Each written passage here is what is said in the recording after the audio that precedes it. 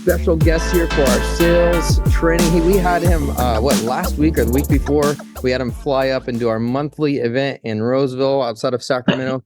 Nate, that was awesome. It was great to hang out with you. Lots of comments. And by the way, it's on Brent Gove YouTube channel. I'd encourage all of you. I mean, he's got an incredible story.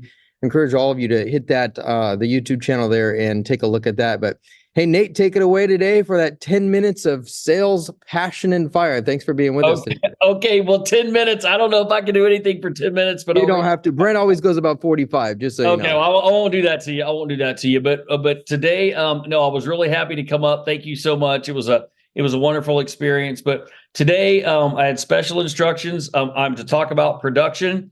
Real quick, not my story, but I was for 18 years of my career, I was a single agent with just an assistant. Okay. So I've only been a team leader for a few years. Now we have a team of 41 here in LA and we're doing things one way, but I'm going to speak to you as a single agent or maybe one assistant and a buyer's agent, somebody like that, and how I did my business. So over that whole time, I never bought a lead.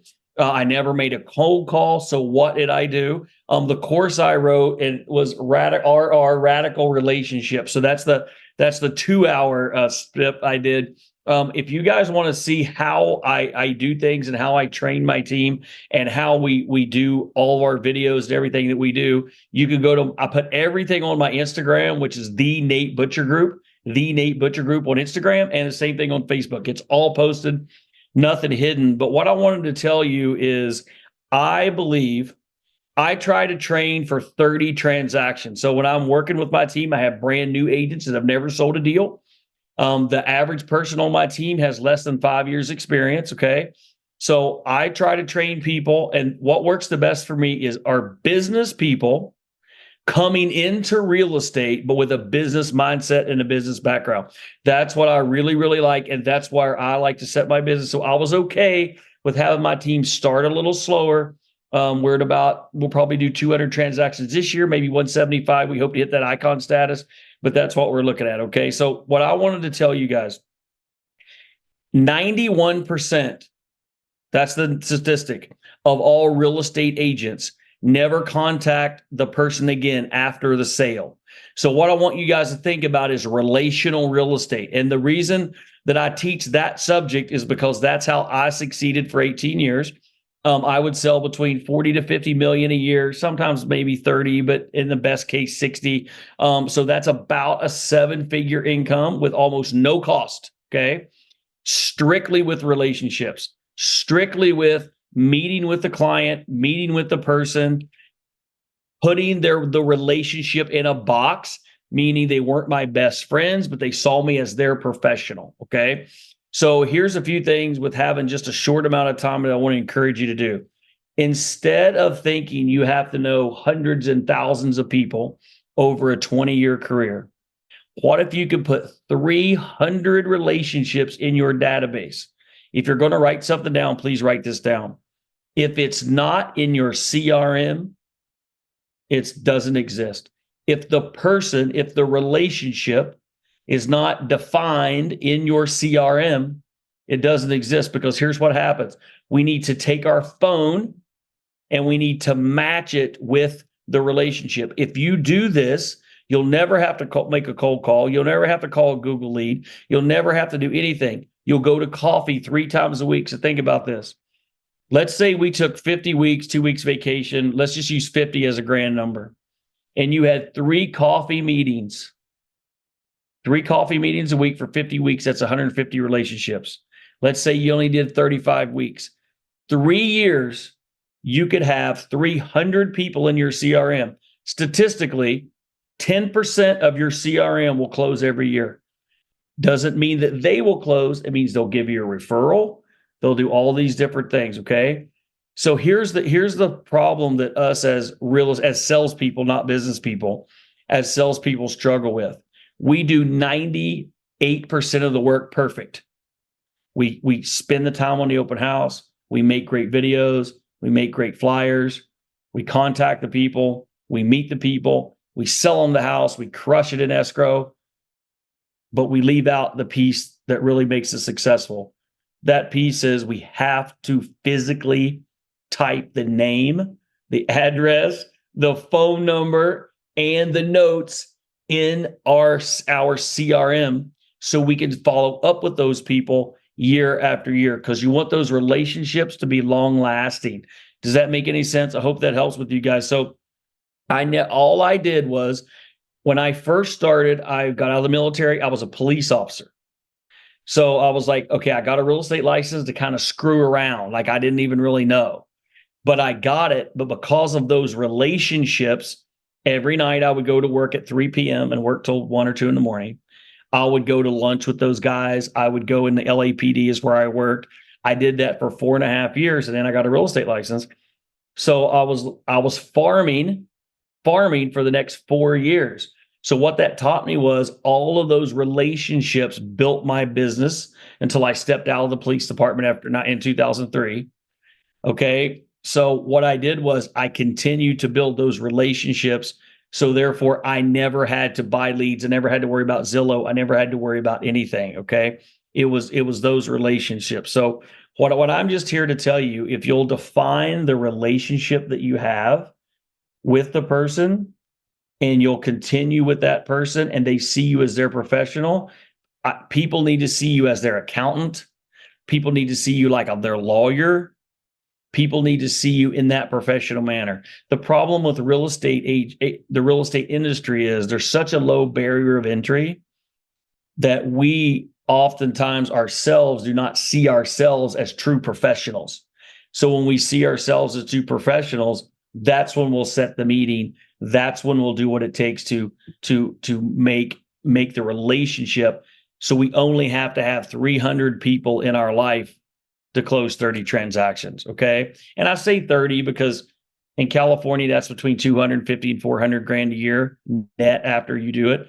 So that's kind of what I kind of teach to is that's the number. If you want to do more, then you just have more meetings.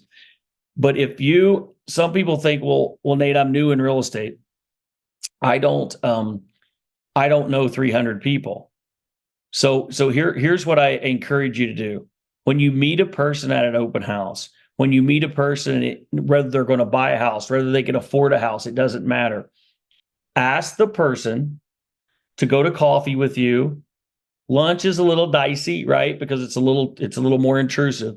20 minutes for coffee, so you can present to you who you are as a realtor, and you want to be their realtor for life. It'll kind of set people back because they're not used for people doing that. They'll say, well, Jim or Nate, I don't really want to buy a house. I'm not in the market for a house. But when you go and you sit with that person and you say it's going to be a 20 minutes, you will go an hour and a half with that person. You'll hear about their life. You'll develop their relationship. Then you're going to follow up with that person. So as far as for my production and what I teach for people, that's what really excites me. And here's the greatest thing about relational real estate. You can count on it. It's dependable. They're always going to have family who wants to buy. If you put your relationship in a box, that's super important. So think about it this way. I'm not asking you to have 300 best friends. I would suggest you not have 300 best friends. I would suggest you have relationships where you are their person, meaning you are their real estate expert. Now, I'll give you a great example. I like to use myself, Brent, and James, and maybe Tom Daves. Everybody here know Tom Daves? Yeah, shaking your head, right? Okay. Let's use those guys. I have never been out to dinner with Brent Gove. I have with Brent, but never his wife and my wife on a social basis, best friends. We have known each other for 5 or 6 years, and there's no one more selfless than Brent and James and Tom in my opinion. Okay, that's my opinion of them. Okay, so I model myself after them. I can call Brent; he will call me back every day, even though how busy he is. So what I'm saying is that is a very important relationship, but it's a business working relationship. I would say Brent and I, over that 5 years, have developed a friendship, but it's not my inner circle. I might only have 5 people that I've known for 25 years, couples. We go to church together. We hold Bible study together. Those would be my inner circle. But that relationship is no more important than Tom's, which is a little more distant than Brent or James. So what I want you to do is Categorize your relationships and give them all the same importance, but put them in boxes. I'm your professional. I care about your kids. I care about your family. I care about what happens to you. But you don't come over to my house every weekend for a barbecue, because typically I call them frenemies, give you a lot less referrals than the people who are your business relationships. And I'm only talking to you on a business standpoint. So I just want to encourage you to do that. But listen, it doesn't matter how many people you know. If you don't have them in your phone tagged and your CRM, you can't keep your mental process functioning properly to contact those people. So I'll tell you what I mean. I have, and I wish I would have kept them. I've sold about 3,000 houses, but I only have about 700 now past clients, or what I call my sphere of influence. Okay. So now my sphere of influence is agents, because I run a team, but I still do sell. I don't do 100 deals anymore on my own. I do like 30, but I still lead my team by selling. Okay. I have those in my phone marked, all 650 or 700, whatever it is. I have them all marked in my phone. So let's say I'm sitting in Whole Foods. I'll give you a tip. This is the best thing you can do to stay in touch with your clients. You have them in your CRM and you have them in your phone.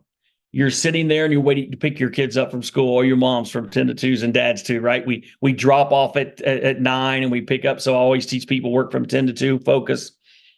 You're sitting there, you're waiting in car line. Leave voice memos for your clients. Go to your text, hit voice memo. Hi, John, this is Nate. I was just checking Facebook and I saw you and your family went on vacation. Man, Hawaii must be really nice. Haven't been anywhere, any place for so long. I'm so jealous. Anyway, it just made me think of you. If you need anything, I'm here. I'm just running around town selling houses like I always do, but I just wanted to say hello. Click. You send that voice memo, then you save that voice memo, and you have touched your client and you know what you said to them each time. Because here's the case. Most people don't have time to talk to you. They don't want to talk to you. The phone rings. How many of you love your parents, but you see your mom calls every day or whatever, and you're like, oh my gosh, this is going to be a 25-minute conversation, right? What about your real estate agent calling? But they want to hear from you. They want to hear you're still active. They want to hear you're still there. They want to hear you're still working hard. So the issue is, we do almost everything right, and then we forget the last little organizational piece. And I'm as bad about it as anybody. I'm a salesperson at heart. I'm not a business detailed oriented person. So I have to have my business people help me, right? I just want to sell. I want to talk. I want to do all these cool things, but I don't manage my stuff. So if you can take those 300 transactions, okay? So when I tell you to ask people to coffee 3 times a week, when I tell you to ask people to meet face to face, what'll happen is it throws them off. Once you've met them in a professional atmosphere, a professional setting, you say, I understand you're not looking to buy a home. I would just like to present to you because I would like to be your family real estate agent. I'm telling you guys, this works like a charm. You present to them who you are and how you market.